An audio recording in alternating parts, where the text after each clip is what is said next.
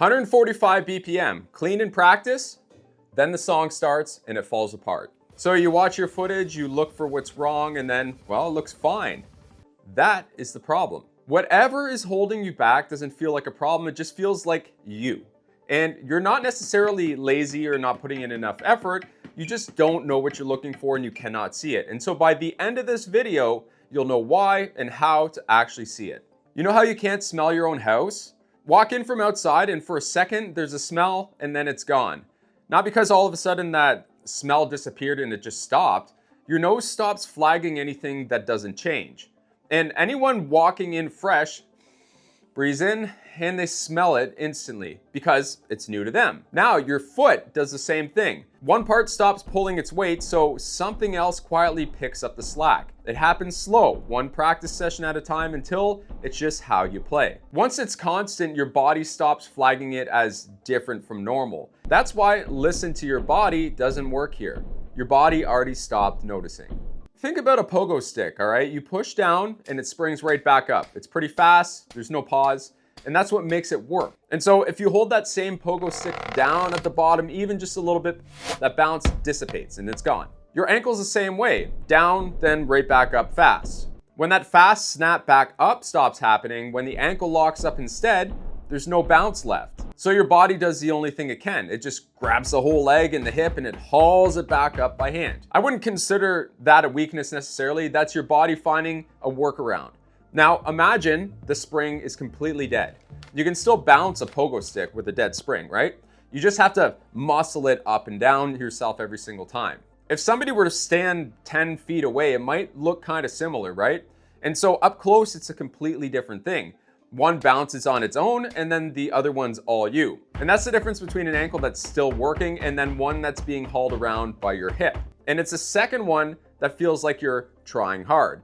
And if that sounds like you, there's a link below to have me look at your footage. So I see this all the time on calls, man. Like the person is sure that it's a pedal problem or gear problem, or they need a stronger leg, different pedal setup, or just more reps of the same thing. The footage that we look at says something else. His right foot's fine solo past, let's say 150 BPM, and his left side is the dead giveaway. It holds up fine alone too in isolation, but the second he adds the right foot back in, somewhere between that 140 to 170 range, the ankle tends to lock up, and then the hip wants to take over and just fire on that side. And unfortunately for him, it's not something he could feel, and nobody really can, and that's the whole point. Once we got the ankle snapping back up fast again on that side that was actually breaking down, his hip started to back off and the speed just started climbing up again. It was the same legs, just the old habit started showing up on camera and then getting fixed. Now, naturally, I didn't always teach this way. Early on, I was just handing out the same sheets of exercises no matter who they were, and like it was candy bar. And so the book was like, okay, do these drills. And so that's what I did. And that's how I was taught. And so that's how I taught. And if anybody or somebody wasn't improving, I figured they just needed more reps or more time on that drill. Maybe they just needed more discipline. That specific belief cost people years, mine included. And so I spent a long stretch chasing generic fixes for a very, very specific problem. And every time I did that, it didn't work. And I assumed, well, automatically that was me, or maybe it was them, or just not enough hours in. And so it wasn't a discipline problem. It was just never going to show up on a worksheet.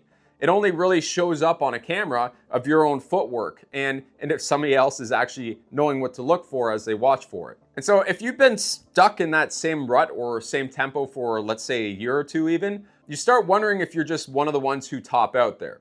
And then you watch, of course, younger drummers online just go right past you where you're stuck, and you tell yourself it's a talent thing, right? Or maybe it's because my age or that I started too late in the process. And so none of that is what's actually happening. It's a single habit your foot picked up quietly, okay? And it's doing exactly what it was built and designed to do. It was to protect the performance by finding a workaround. It's not a ceiling, it's one part of your foot and your leg that stopped doing its job. And of course, it's fixable once somebody can actually start seeing it. Every tutorial you watch gets filtered through a specific lens and a blind spot. So let's say somebody explains good ankle technique and then you try it and then you check on your pedals if it feels right.